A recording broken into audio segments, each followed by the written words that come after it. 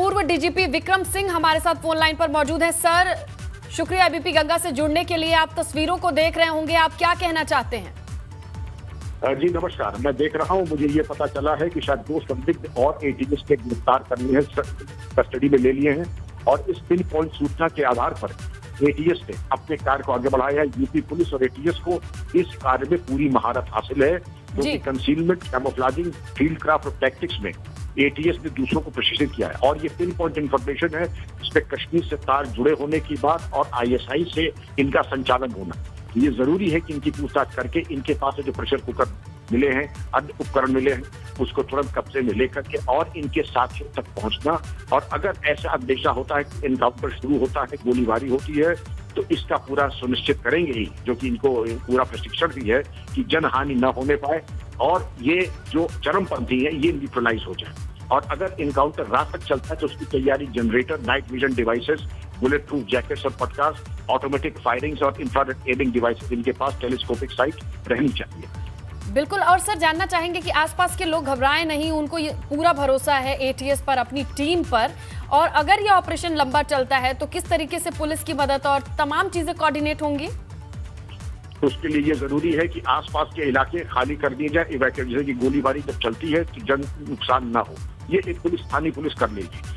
Public address system लगा दिए जाए और अगर रात तक इनकाउंटर चलता है तो नाइट विजन डिवाइसेस, मैंने जैसे पहले कहा था, और जनरेटर लगा के प्रकाश की व्यवस्था कर लेंगे। और री इन्फोर्समेंट, क्योंकि 8 घंटे ज्यादा चलेगी, जाहिर है कि उसका रिप्लेसमेंट जरूरी होगा। और इसके साथ ही साथ जो पूछताछ में बातें निकल के आ रही हैं, उनमें फॉलोअप की स्लीपर सेल और मददगार कौन है, इसके ऊपर सर्जिकल कार्रवाई और सर्जिकल स्ट्राइक होनी चाहिए। और ये एक कई तरीके से मान के चलिए 12-14 एरिया के काम साथ साथ चलते हैं, तब आपको कामयाबी मिलती है। और अगर इन्होंने यहाँ पर आगमन किया है काकोरी, लखनऊ में, ये मान के चलिए कि अब एटीएस उनको न्यूट्रलाइज करके ही रहेगी। बिल्कुल। और सर, ऐसा भी होता है कि जब ऐसे ऑपरेशन चलते हैं तो पैरेलली कई जगहों पर टीमें एक्टिव होती हैं? निसंदेह, ये मान के मैंने कहा ना, 18 कम से कम 18 जगहों पर कार्रवाई, जिसकी खुलासा करना उचित नहीं होगा, क्योंकि जो बातें आ रही हैं, हमारे पास 1% जानकारी 99% पब्लिक डोमेन में नहीं रहती है। लेकिन स्लीपर सेल कहाँ है, मददगार कौन है, हथियार देने वाले कौन है, और आपका जो टेलीकास्ट चल रहा है ये आईएसआई पाकिस्तान से भी देख रहा होगा, कश्मीर में जो इनके हैंडलर्स है वो भी देख रहे होंगे। इसलिए हमारी आपकी बात उतनी ही संतुलित होनी चाहिए जिससे कि हम आतताइयों को, चरमपंथियों को लाभ ना हो। लेकिन कार्रवाई कई जगह चलती है, साथ साथ चलती है। अब बायां हाथ नहीं जानता दाहिना क्या कर रहा है। बिल्कुल। विक्रम सर, आपसे ये भी जानना चाहेंगे, जो तस्वीरें भी दिखाई दे रही हैं उसके पीछे भी एटीएस, जो बिल्कुल नहीं हम सार्वजनिक करेंगे और ये जिम्मेदारी भी बनती है, ये जो जितना दिख रहा है सिर्फ है नहीं इस ऑपरेशन का हिस्सा, कहीं ज्यादा चीजें चल रही होती हैं। बेशक, वो तो हमारे आपके सामने 1% आता है, 99% तो मालूम ही नहीं पड़ेगा कितने जिलों में कितनों के छापे, कितनी जगह पूछताछ, कितनी जगह दबिशें और रेड चल रही हैं, इसका अंदाज नहीं। और क्या क्या कार्रवाई और है, कार्रवाई कभी खुलासा मैं नहीं करूंगा, लेकिन कार्रवाई में मान के चलिए कि एक सर्जरी नहीं, कम से कम 10 सर्जरी चल रही होंगी अभी। बिल्कुल। और ये कुछ देर पहले की तस्वीरें हैं सर, और चीजें बहुत तेजी से डेवलप हो रही हैं, लोग देख रहे हैं आसपास में। लेकिन आपने जैसा कहा कि ये सिर्फ 1% है, 99%, 99% जो चीजें हैं वो अपने खुफिया तंत्र के हिसाब से ही चलती हैं। तो लोगों को यहाँ घबराने की जरूरत नहीं होती है।